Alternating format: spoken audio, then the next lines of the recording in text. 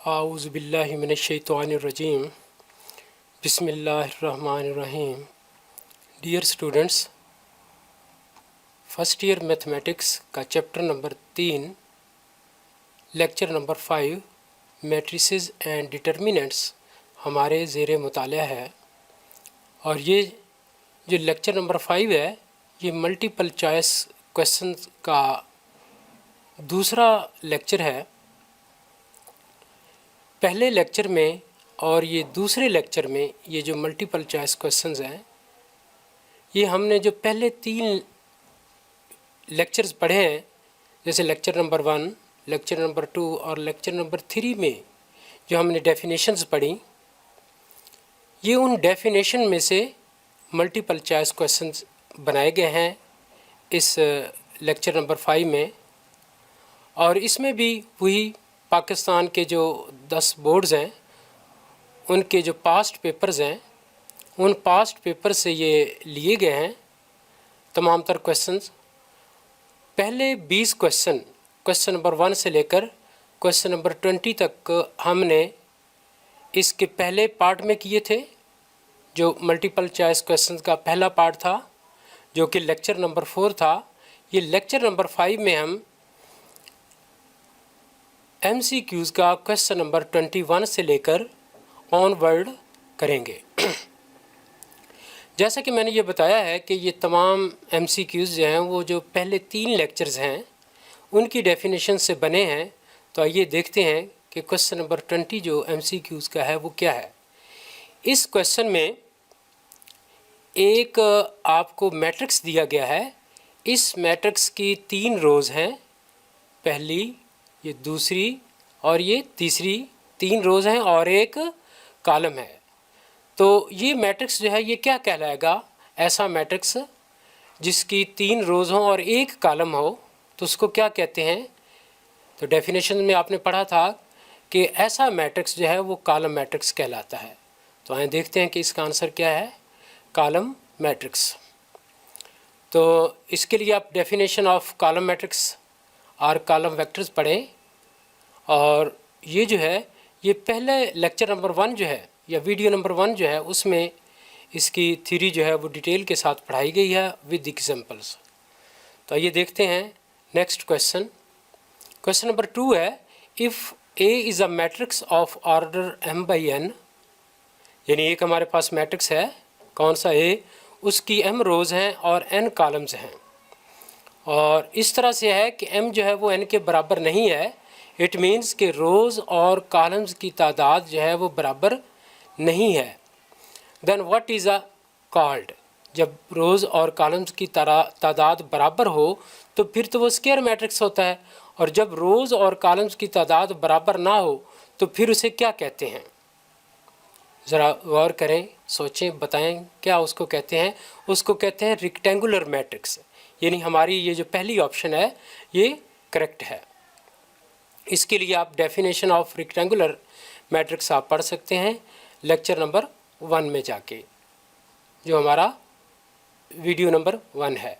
Next है question number 23, if A is a matrix of order m by n, हमारे पास कोई matrix A है जिसकी m रोज़ हैं और n कॉलम्स हैं, such that m is equal to n, m और n बराबर हैं, यानी जहाँ पर m है यहाँ पे हम n लिख सकते हैं। तो ये n by n ऑर्डर हुआ, यानी जितनी रोज़ हैं उतने कॉलम्स, या n की जगह पर हम m लिख सकते हैं तो ये फिर ऑर्डर m by m बनेगा, यानी जितनी रोज़ हैं उतने ही कॉलम्स। तो ऐसा मैट्रिक्स जिसकी जितनी रोज़ हों और उतने ही कॉलम्स हों उसको हम क्या कहते हैं? यानी having a matrix having N equal number of rows and columns, तो उसको हम क्या बोलते हैं? स्क्वायर मैट्रिक्स कहते हैं। तो ऑप्शन बी जो है ये हमारी करेक्ट ऑप्शन है। इसके लिए आप डेफिनेशन ऑफ स्क्वायर मैट्रिक्स पढ़ें और वीडियो नंबर 1 पे जाके। नेक्स्ट क्वेश्चन है question number 24, what a matrix is called in which all the elements are zero, ऐसा मैट्रिक्स जिसके तमाम एलिमेंट्स ज़ीरो हों। तो जिसके तमाम एलिमेंट्स ज़ीरो हों उसको क्या बोलते हैं? स्क्वायर मैट्रिक्स बोलते हैं, नल मैट्रिक्स बोलते हैं, आइडेंटिटी या रेक्टेंगुलर मैट्रिक्स बोलते हैं। तो क्या कहते हैं उसको? नल मैट्रिक्स कहते हैं। इसलिए हमारी ऑप्शन बी जो है ये करेक्ट है। इसके लिए आप डेफिनेशन ऑफ नल मैट्रिक्स जो है वो आप जाके पढ़ें। हमारे इस चैप्टर के unit number 3 matrices and determinants के का जो दूसरा लेक्चर है उसमें जाके नल मैट्रिक्स की डेफिनेशन पढ़ें। नेक्स्ट है क्वेश्चन नंबर 25। इसे हमें एक 2x2 ऑर्डर का स्क्वायर मैट्रिक्स दिया गया है और जिसके जो लीडिंग डायगोनल है या प्रिंसिपल डायगोनल या जिसको मेन डायगोनल भी कहते हैं, इसके अलावा तमाम एलिमेंट्स ज़ीरो हैं और मेन डायगोनल के एलिमेंट्स जो हैं वो कांस्टेंट हैं और 1 के इक्वल हैं। तो ऐसे मैट्रिक्स को क्या कहते हैं? आपने डेफिनेशन में पढ़ा था, ऐसे मैट्रिक्स को हम आइडेंटिटी मैट्रिक्स कहते हैं। तो इसके लिए आप डेफिनेशन ऑफ यूनिट मैट्रिक्स और आइडेंटिटी मैट्रिक्स पढ़ें वीडियो नंबर, इस चैप्टर की वीडियो नंबर 2 में जाके। नेक्स्ट है क्वेश्चन नंबर 26। क्वेश्चन नंबर 26 में आप देख रहे हैं कि जो प्रिंसिपल डायगोनल है उसके अलावा तमाम एलिमेंट्स ज़ीरो हैं और प्रिंसिपल डायगोनल के एलिमेंट्स जो हैं वो तमाम इक्वल हैं, वो कांस्टेंट है। तो इस तरह के मैट्रिक्स को हम क्या बोलते हैं? इस तरह के मैट्रिक्स को हम स्केलर मैट्रिक्स बोलते हैं। तो इसकी डेफिनेशन जो है आप स्केलर मैट्रिक्स में जाके आप पढ़ें, जो कि उसके लिए आप लेक्चर नंबर 2 की वीडियो जो है वो आप वॉच करें। तो नेक्स्ट चलते हैं क्वेश्चन नंबर 27 पे। क्वेश्चन नंबर 27 जो है द मैट्रिक्स, ये हमें एक मैट्रिक्स दे दिया गया है, इसको हम क्या कहेंगे? सिंगुलर मैट्रिक्स कहेंगे, नॉन सिंगुलर मैट्रिक्स कहेंगे, रेक्टेंगुलर मैट्रिक्स भी ये नहीं बन रहा क्योंकि इसकी रोज़ और कॉलम्स की तादाद इक्वल है, ये तो स्क्वायर मैट्रिक्स है। रेक्टेंगुलर मैट्रिक्स नहीं, नल मैट्रिक्स भी ये नहीं है क्योंकि नल मैट्रिक्स की तमाम एंट्रीज जो हैं वो ज़ीरो होती हैं। सिंगुलर मैट्रिक्स, इसका डिटर्मिनेंट मालूम करें तो क्या आ रहा है? 1 × 1 - 0 1 आ रहा है, तो सिंगुलर मैट्रिक्स भी नहीं है। तो ये क्या है? नॉन सिंगुलर मैट्रिक्स है। तो बी ऑप्शन जो है वो इसकी करेक्ट ऑप्शन है। इसके लिए आप डेफिनेशंस जाके पढ़ें, दूसरा लेक्चर जो है उसमें जाके डेफिनेशंस को आप सुने, सिंगुलर मैट्रिक्स की, non singular matrix, rectangular matrix और नल मैट्रिक्स की डेफिनेशन के लिए आप दूसरी वीडियो जो है वो आप वॉच करें इसी चैप्टर की। नेक्स्ट है क्वेश्चन नंबर 28। क्वेश्चन नंबर 28 में ए, बी और सी तीन हमें मैट्रिसेस दे दिए गए हैं और ये बता दिया गया है कि ए बी बराबर है A C K, this thing imply B is equal to C K, then A is. तो ए क्या कहलाएगा? सिंगुलर मैट्रिक्स कहलाएगा, नल मैट्रिक्स कहलाएगा, नॉन सिंगुलर मैट्रिक्स कहलाएगा या नन ऑफ दीज है। तो जाहिर है कि ए को ए इन्वर्स से मल्टीप्लाई करें और इस ए को भी इससे पहले ए इन्वर्स से मल्टीप्लाई करें तो ये ख़त्म हो जाएगा, बी और सी रह जाएगा। तो ए इन्वर्स किस मैट्रिक्स का मालूम किया जा सकता है? ए इन्वर्स ऐसी मैट्रिक्स का मालूम किया जा सकता है जो नॉन सिंगुलर हो। तो इसका करेक्ट ऑप्शन क्या है? नॉन सिंगुलर मैट्रिक्स, जो कि ऑप्शन सी है। इसके लिए इसकी जो डेफिनेशन है नॉन सिंगुलर मैट्रिक्स की, ये इस चैप्टर की तीसरी वीडियो में मौजूद है। नेक्स्ट है क्वेश्चन नंबर 29। क्वेश्चन नंबर 29 में एक स्क्वायर मैट्रिक्स दे दिया गया है और ये ऑप्शंस दे दिए हैं कि क्या ये नल मैट्रिक्स है? नो, नल मैट्रिक्स की तमाम एंट्रीज जो हैं वो ज़ीरो होती हैं। Identity matrix? नहीं, आइडेंटिटी मैट्रिक्स भी नहीं है। आइडेंटिटी मैट्रिक्स में क्या होता है कि जो प्रिंसिपल डायगोनल है उसके तमाम एलिमेंट्स 1 के इक्वल होते हैं।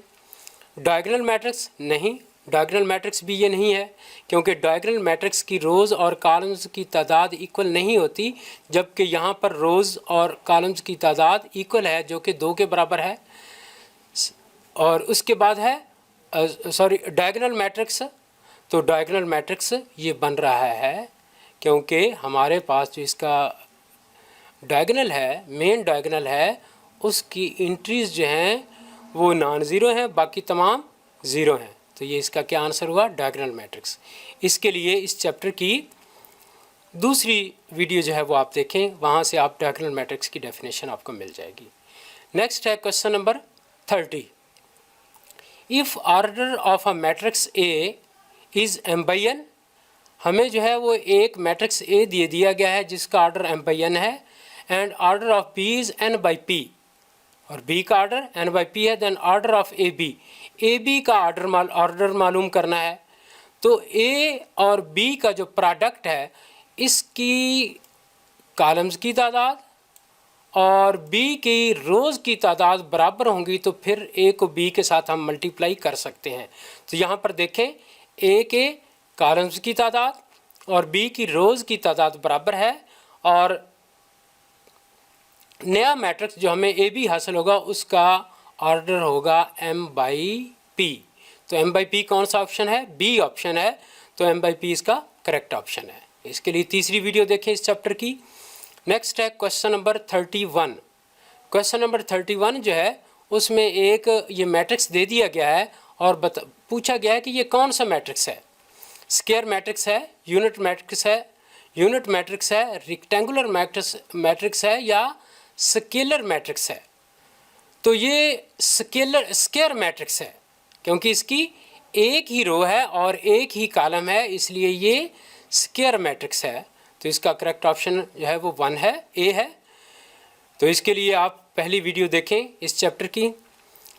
नेक्स्ट है 32 में हमें ए बी ट्रांसपोज दे दिया गया है। तो ये किसके बराबर है? ए बी के बराबर है, B A transpose B transpose के बराबर, या बी ट्रांसपोज ए ट्रांसपोज के बराबर। ये ए डैश से मुराद ए ट्रांसपोज है, ठीक है, ये गलती से डैश लिखा गया है, ये ए ट्रांसपोज है। तो जो ट्रांसपोज की डेफिनेशन है वो क्या है कि ए बी ट्रांसपोज बराबर होता है B transpose into A transpose के। तो इसका करेक्ट ऑप्शन क्या हुआ? डी हुआ। क्या इसका करेक्ट ऑप्शन है? डी। इसके लिए तीसरी वीडियो जो है इस चैप्टर की आप वॉच करें। नेक्स्ट है question number 33। Matrix of order 1 by m is called, यानी एक रो है और m कॉलम्स हैं। तो एक रो और m कॉलम्स होंगे तो उसको हम क्या कह लेंगे? एक रो है तो उसको रो मैट्रिक्स कहेंगे। पहला ऑप्शन इसका करेक्ट ऑप्शन है। ना ये कॉलम मैट्रिक्स है, नल मैट्रिक्स और डायगोनल मैट्रिक्स नहीं है। इसके लिए आप इस चैप्टर की unit number 3 matrix and determinants की पहली वीडियो जो है वो आप वॉच करें। नेक्स्ट है क्वेश्चन नंबर 34 में order of A m by n बताया गया है, ऑर्डर ऑफ बी जो है वो n बाई p है और order of A B transpose जो है वो क्या होगा? तो order of A m by n, order of B n by p। तो ऑर्डर ऑफ ए बी क्या होगा? n और n कैंसिल हो जाएंगे, m बाई p होगा। ए बी के ट्रांसपोज का क्या होगा? p बाई m हो जाएगा, उलट हो जाएगा। जो ए बी का ऑर्डर है अगर ए बी के ट्रांसपोज का होगा तो रोज़ कॉलम्स में और कॉलम्स रोज़ में तब्दील हो जाएंगे। तो इस तरह p बाई m इसका करेक्ट ऑप्शन है। Order of A m by n, order of p n by p ये दे दिया गया है। तो यहाँ से order of A by p A B क्या होगा? ये n और n ख़त्म हो जाएंगे, इसके कॉलम्स की तादाद और b की रोज़ की तादाद बराबर है। ए बी का ऑर्डर जो है वो m बाई p आएगा और इसका जब ट्रांसपोज लेंगे तो वो p बाई m हो जाएगा, यानी रोज़ जो हैं वो कॉलम्स में बदल जाएंगी और कॉलम्स रो में बदल जाएंगी। तो करेक्ट ऑप्शन इसका क्या है? p बाई m है। इसके लिए आप तीसरी वीडियो जो है वो वॉच करें। नेक्स्ट है question number 35। The inverse of a square matrix exist if A is, A क्या होना चाहिए? इनवर्स तभी होगा जब इसका डिटर्मिनेंट हम मालूम कर सकें, यानी डिटर्मिनेंट जो है वो नॉन ज़ीरो होगा। तो नॉन ज़ीरो डिटर्मिनेंट कब होगा? जब ए मैट्रिक्स नॉन सिंगुलर होगा। तो इसका करेक्ट ऑप्शन जो है वो क्या है? Non singular. ज़ाहिर ए इनवर्स तभी मालूम किया जा सकता है। ए इनवर्स का फार्मूला क्या है? 1 over determinant of A adjoint of A. तो डिटर्मिनेंट ऑफ ए जो है ये नॉन ज़ीरो होना चाहिए। Determinant of a non zero कब होगा? जब ए जो है ये नॉन सिंगुलर मैट्रिक्स होगा। तो ए अगर नॉन सिंगुलर मैट्रिक्स होगा तभी हम इसका इन्वर्स मालूम कर सकते हैं। इसके लिए तीसरी वीडियो आप देखें इस चैप्टर की। नेक्स्ट है क्वेश्चन नंबर 36। ये हमें एक मैट्रिक्स दे दिया गया है और ये पूछा गया है कि ये क्या है? स्क्वायर मैट्रिक्स है, यूनिट मैट्रिक्स है, स्केलर है या रेक्टेंगुलर। तो आप देख रहे हैं कि इसकी एक रोज़ और एक कॉलम्स है, इसलिए ये स्क्वायर मैट्रिक्स है। इसके लिए आप स्क्वायर मैट्रिक्स की डेफिनेशन पढ़ें पहली वीडियो में जाके। नेक्स्ट है question number 37। If a matrix A is of order m by n, जो मैट्रिक्स ए है इसका ऑर्डर क्या है? m बाई n है, यानी कि m रोज़ और n कॉलम्स हैं। Then A has number of elements, तो a के नंबर ऑफ एलिमेंट्स कितने होंगे? तो जाहिर है किसी भी मैट्रिक्स के एलिमेंट्स की तादाद किसके बराबर होती है, उसकी नंबर ऑफ़ रोज़ को उसके नंबर ऑफ़ कॉलम से मल्टीप्लाई करें तो नंबर ऑफ़ एलिमेंट्स हमें हासिल होगा। तो चूँकि इसकी m रोज़ हैं और n कॉलम है, इसलिए पहला ऑप्शन इसका करेक्ट ऑप्शन है।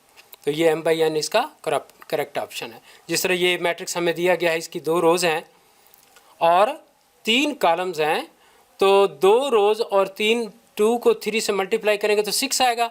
तो ये देखें इसके 6 एलिमेंट्स हैं। इस तरह इसका m/n ऑर्डर है, तो इसके m multiplied by n elements होंगे, क्योंकि इसका ऑर्डर m रोज़ और n कॉलम्स है। नेक्स्ट चलते हैं क्वेश्चन नंबर 38 पे। 38 में एक हमें मैट्रिक्स दी गई है जो कि स्क्वायर मैट्रिक्स है। उसके डायगोनल के अलावा तमाम एलिमेंट्स जो हैं वो ज़ीरो हैं। तो डायगोनल के जो एलिमेंट्स हैं वो नॉन ज़ीरो हैं। तो ऐसी मैट्रिक्स को हम क्या कहते हैं? ऐसी मैट्रिक्स को हम डायगोनल मैट्रिक्स कहते हैं। तो करेक्ट ऑप्शन इसका क्या हुआ? डायगोनल मैट्रिक्स, यानी बी ऑप्शन। तो ये देखें बी ऑप्शन इसका करेक्ट ऑप्शन है। इसके लिए वीडियो नंबर 2 वॉच करें इस चैप्टर की। नेक्स्ट है क्वेश्चन नंबर 39। 39 में हमें एक मैट्रिक्स ए दिया गया है और मैट्रिक्स बी दे दिया गया है और कहा है कि इनका एडिशन, इसको ऐड करें। तो क्या ऐड करेंगे?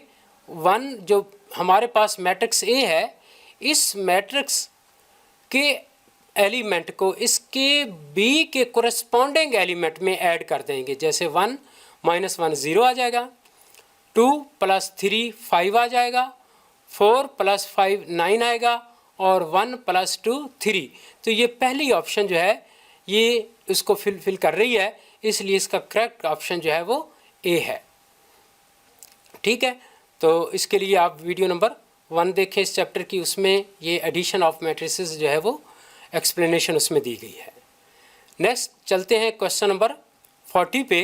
तो क्वेश्चन नंबर 40 है, if A is a matrix of order 3/4 then order of A product का मल्टीप्ली करना है ए ट्रांसपोज के साथ, तो इस ए ट्रांसपोज का ऑर्डर क्या होगा? अगर ए का ऑर्डर 3/4 है तो ए ट्रांसपोज का ऑर्डर क्या होगा? 4/3 होगा। ठीक है, तो ए को जब ए ट्रांसपोज से मल्टीप्लाई करेंगे, प्रोडक्ट मालूम करेंगे, तो 4 आपस में ख़त्म हो जाएंगे, यानी 3/3 ऑर्डर का वो होगा। तो ये देखें इसका करेक्ट ऑप्शन जो है वो डी है, जो कि 3/3 है। एक मरतबा फिर इसको हम देखते हैं। ऑर्डर ऑफ ए 3/4 उसने दे दिया गया है। ऑर्डर ऑफ ए ट्रांसपोज क्या होगा? 4/3 होगा। ज़ाहिर है जब ट्रांसपोज लेंगे तो नंबर ऑफ़ रोज़ जो है वो नंबर ऑफ़ कॉलम्स में बदल जाएंगी और number of columns number of rows में बदल जाएंगे। अगर एक ए मैट्रिक्स का ऑर्डर 3/4 है तो ए ट्रांसपोज का ऑर्डर 4/3 होगा। तो ए प्रोडक्ट ए ट्रांसपोज, यानी इन ए को ए ट्रांसपोज से मल्टीप्लाई करेंगे तो 4 और 4 ख़त्म हो जाएगा, इसलिए 3/3 उसका ऑर्डर होगा ए ट्रांसपोज का। तो इसलिए इसका करेक्ट ऑप्शन जो है वो डी है। नेक्स्ट चलते हैं क्वेश्चन नंबर 41 पे। If A is a matrix of order 3/4, हमें एक मैट्रिक्स दी गई है जिसकी 3 रोज़ और 4 कॉलम्स हैं, then order of A transpose is equal to, तो ए ट्रांसपोज का ऑर्डर क्या होगा? ज़ाहिर है जब ट्रांसपोज लेंगे तो रोज़ कॉलम्स में और कॉलम्स रो में बदल जाएंगी। तो ए ट्रांसपोज का ऑर्डर क्या होगा? इसका अगर 3/4 है तो उसका ऑर्डर 4/3 होगा, जो कि पहला ऑप्शन है, ऑप्शन ए। ठीक है, इसके बाद हम चलते नेक्स्ट देखते हैं क्वेश्चन नंबर 42। क्वेश्चन नंबर 42 में एक मैट्रिक्स दे दिया गया है और उसका बताया गया है कि ये कौन सा मैट्रिक्स है? Identity matrix? No, identity matrix ये नहीं है। नल मैट्रिक्स भी नहीं है, उसकी तमाम एलिमेंट्स ज़ीरो होते हैं। स्केलर मैट्रिक्स भी नहीं है। और डायगोनल मैट्रिक्स, हाँ ये डायगोनल मैट्रिक्स है, क्योंकि डायगोनल के एलिमेंट्स जो है वो नॉन ज़ीरो है, इसके अलावा तमाम एलिमेंट्स जो है वो ज़ीरो है, इसलिए ये डायगोनल मैट्रिक्स है। और डायगोनल मैट्रिक्स ये कौन सी ऑप्शन है? डी ऑप्शन है। तो इसके लिए आप पहली वीडियो जो है वो वॉच करें इसी चैप्टर नंबर 3 की। नेक्स्ट हम देखते हैं question number 43। If A is a matrix of order 4/3 then number of elements in each column of A is, A matrix है, उसकी कितनी रोज़ हैं? 4 रोज़ और 3 कॉलम्स हैं। कितनी रोज़ हैं? 4 रोज़ हैं और 3 कॉलम्स हैं। The number of elements in each column, एक कॉलम में the number of elements in each column, एक कॉलम में कितने एलिमेंट्स होंगे, एक कॉलम में उतने एलिमेंट्स होंगे जितनी रोज़ की तादाद है। रोज़ की तादाद कितनी है? 4, इसलिए एक कॉलम में 4 एलिमेंट्स होंगे। तो ये करेक्ट ऑप्शन ये है। इसको मिसाल के ज़रिए अगर आप देखना चाहें तो ये देखें, हमारे पास 2/3 ऑर्डर की एक मैट्रिक्स दी गई है जिसकी 2 रोज़ और 3 कॉलम्स हैं, और अगर इसके कॉलम्स में हर कॉलम में रोज़ की तादाद अगर पूछी जाए, नंबर ऑफ़ एलिमेंट्स पूछे जाएं, तो हर कॉलम में नंबर ऑफ़ एलिमेंट्स रोज़ की तादाद के बराबर हैं। यानी ये कॉलम है, इसमें 2, इस कॉलम में भी 2 जो कि रोज़ के बराबर हैं, इस कॉलम में भी 2 एलिमेंट्स हैं जो कि रोज़ के बराबर हैं। तो यहाँ रोज़ 4 हैं, इसलिए हर कॉलम में एलिमेंट्स की तादाद जो है वो 4 के बराबर होगी। नेक्स्ट चलते हैं क्वेश्चन नंबर 44 पे। द मैट्रिक्स हमें एक दे दी गई है जिसके elements A B C D हैं, यानी इसकी एक रो है और 4 कॉलम्स हैं, एक रो और 4 कॉलम्स हैं। तो ये कौन सी, ये मैट्रिक्स क्या कहलाएगी? ये मैट्रिक्स रो मैट्रिक्स कहलाएगी, क्योंकि इसकी एक रो है। ठीक है, इसके लिए आप वीडियो नंबर 1 देखें, यूनिट नंबर 3 की। नेक्स्ट हम चलते हैं क्वेश्चन नंबर 45 पे। If order of x is 3/2 and that of a is 2/2, और एक ऑर्डर मैट्रिक्स A है उसका 2/2 है, तो एक्स ए का ऑर्डर क्या होगा? एक्स मैट्रिक्स को जब ए मैट्रिक्स के साथ मल्टीप्लाई करेंगे, यानी एक्स और ए का प्रोडक्ट मालूम करेंगे, तो क्या होगा, कैसे होगा? इसके कॉलम्स की तादाद और ए की रोज़ की तादाद बराबर होनी चाहिए। ये बराबर है, ये दोनों ख़त्म हो जाएंगे और 3/2 जो है वो एक्स ए का ऑर्डर होगा। 3/2 कहाँ पे आ रहा है? ये पहली ऑप्शन, इसलिए करेक्ट ऑप्शन जो है वो 3/2 है। इसके लिए तीसरी वीडियो देखें। नेक्स्ट है क्वेश्चन नंबर 46। क्वेश्चन नंबर 46 में क्या दिया गया है? If A is a matrix of order 3/2, एक मैट्रिक्स ए है, इसका ऑर्डर क्या है? 3 रोज़ हैं और 2 कॉलम्स हैं। ए ट्रांसपोज ए का ऑर्डर क्या होगा? ए ट्रांसपोज का ऑर्डर क्या होगा? 2/3। 2/3 को जब 3/2 से लेंगे तो 2/2 ऑर्डर आ जाएगा उसका, तो ये करेक्ट ऑप्शन इसका 2/2 बनेगा। एक मरतबा फिर इसको देख लेते हैं। ए का ऑर्डर 3/2 दे दिया गया है, ए ट्रांसपोज का ऑर्डर क्या होगा? 2/3 होगा। ए ट्रांसपोज को जब ए के साथ प्रोडक्ट लेंगे तो उसका ऑर्डर क्या होगा? ये 3 के साथ कैंसिल हो जाएगा, 2 और ये 2 रह जाएगा, तो इसलिए order of A transpose A जो है वो 2/2 होगा। इसके लिए वीडियो नंबर 3 आप देखें। नेक्स्ट है क्वेश्चन नंबर 47। क्वेश्चन नंबर 47 में 2 इक्वल मैट्रिसेस दे दिए गए हैं और y की वैल्यू उन्होंने कहा है कि फाइंड करें कि y की वैल्यू क्या है। आप जानते हैं, आपने पिछले लेक्चर्स में जो है मैंने आपको पढ़ाया था कि इक्वल मैट्रिसेस क्या होते हैं। इक्वल मैट्रिसेस वो होते हैं जिनके ऑर्डर सेम हों। तो यहाँ पर दोनों जो मैट्रिक्सेस हैं उनके ऑर्डर 2/2 हैं, यानी पहला जो मैट्रिक्स है उसका ऑर्डर भी 2/2 है, दूसरा जो मैट्रिक्स है उसका ऑर्डर भी 2/2 है। तो दोनों के ऑर्डर इक्वल हैं, इसलिए ये इक्वल मैट्रिसेस हैं। और जो 2 इक्वल मैट्रिसेस होते हैं, इक्वल मैट्रिक्स हैं, ये उसने बता दिया है। अगर ये इक्वल मैट्रिसेस हैं तो इनकी करस्पॉन्डिंग एलिमेंट्स जो हैं वो भी इक्वल होंगे, यानी x + 3 2 के बराबर होगा। 1 का करस्पॉन्डिंग एलिमेंट कौन सा है? यहाँ पर 1 है। -3 का करस्पॉन्डिंग एलिमेंट दूसरी मैट्रिक्स में -3 है। 3y का -4 का करस्पॉन्डिंग एलिमेंट जो है वो 2 है, जो कि दूसरी मैट्रिक्स में मौजूद है। हमने y की वैल्यू फाइंड करनी है, तो ये दोनों इक्वल होंगे। 3y - 4 2 के बराबर होगा, तो 3y किसके बराबर आ जाएगा? 2 + 4 6 के बराबर। y किसके बराबर आ जाएगा? 6 / 3 2 के बराबर। तो ये पहला ऑप्शन जो है ये करेक्ट ऑप्शन है। तो ये देखें 2 जो है वो करेक्ट ऑप्शन है। 3y - 4 = 2 के, दिस इम्प्लाई 3y = 2 और ये -4 इधर राइट पे आकर प्लस हो जाएगा और ये 6 आंसर आ जाएगा। This thing imply y = 6/3 = 2। और इसको जो है, इसकी एक्सप्लेनेशन जो है इक्वल मैट्रिसेस की, ये वीडियो नंबर 1 में दी गई है। अब इसी के साथ ही जो 3 लेक्चर्स मैंने दिए थे इस चैप्टर पे, उनमें जितनी भी हमने थ्योरी पढ़ी उससे मुतल्लिका जितने भी हमारे पास पिछले 10 सालों में इन 10 बोर्ड्स में पेपर्स में ये MCQs आए थे वो आज हमने कर लिए हैं। कल इंशाअल्लाह ताला जो है हम अगले टॉपिक्स पढ़ेंगे, फिर उनसे रिलेटेड जो MCQs होंगे वो उनके साथ ही उससे अगले लेक्चर में करेंगे। तो इसी के साथ ही मैं आपसे इजाज़त चाहूँगा। अल्लाह हाफ़िज़।